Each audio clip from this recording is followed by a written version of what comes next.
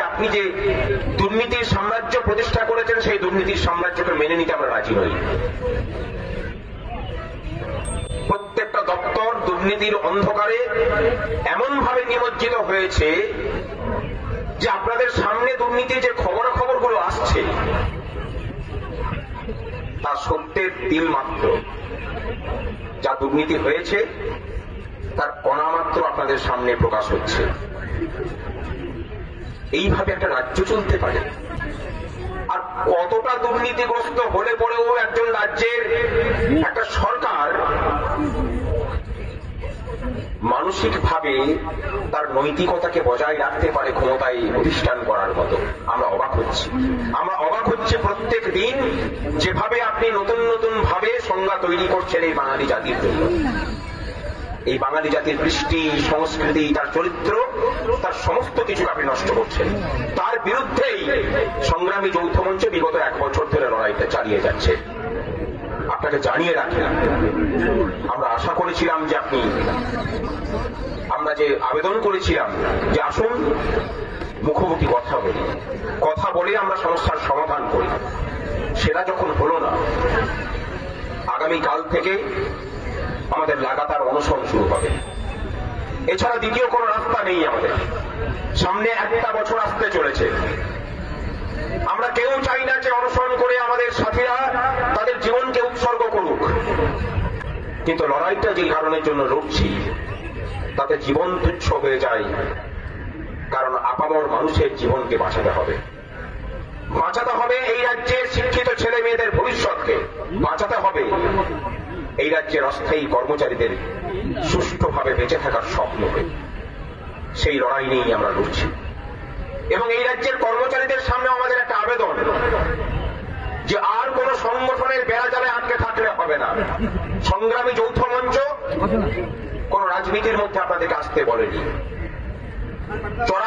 চিরাচরিত যেসব সংগঠনকে দেখেছেন যারা ভোটের আগে আপনাকে পাখি পড়া করে শিখিয়ে দেয় যে কোথায় ভোটটা দিতে হবে, কোথায় বোতামটা টিপতে হবে, সংগ্রামী যৌথ মঞ্চ তার ধার কাজ দিয়ে যাবে না।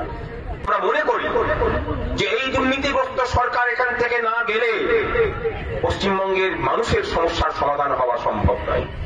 আমরা এটাও মনে করি।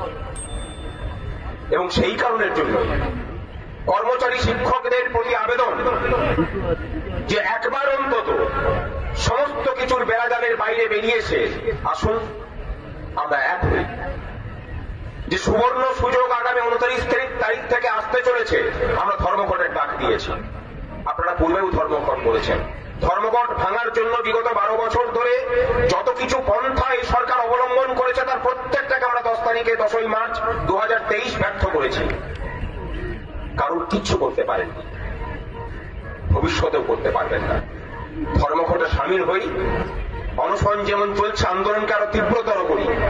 আন্দোলনের পরিধি বাড়ছে, সেটাকে অনুভব করুন। সমস্ত সংগঠনের বেড়াজালকে টপকে অন্তত কয়েকটা দিনের জন্য ধর্মঘটকে সফল করুন। কথা দিচ্ছি সফলতা আমাদের হাতে এসে ধরা দেবে। আপনাদের বিবেক, আপনাদের বোধ, আপনাদের সুবুদ্ধির আশায় সংগ্রামী যৌথ মঞ্চ 29 তারিখ থেকে লাগাতার ধর্মঘটের যে ডাক দিয়েছে তাকে সফল করার আহ্বান জানাচ্ছে। আগামীকাল থেকে আমাদের সাথীরা অনশনে বসছেন, আমিও আবার অনশনে বসার জন্য তৈরি। জয় নিশ্চিত, আর পরাজয়ের অপেক্ষায় দিন গুনুন মাননীয়া। ধর্মঘট সফল হবেই, এটা চ্যালেঞ্জ রইল মঞ্চ থেকে। এবং এই চ্যালেঞ্জটা জানাচ্ছি এই রাজ্যের কর্মচারী শিক্ষকদের ভরসাতেই।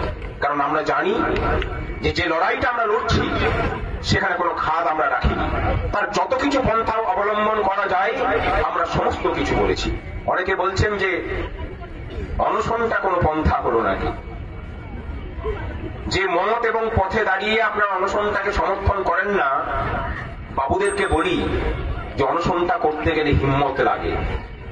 নিজেকে স্বেচ্ছায় শুলে চড়াতে গেলে তার জন্য হিম্মতের প্রয়োজন হয়। সেটা সবার ভাগ্যে থাকে না, সবার চরিত্রের মধ্যেও সেটা থাকে না।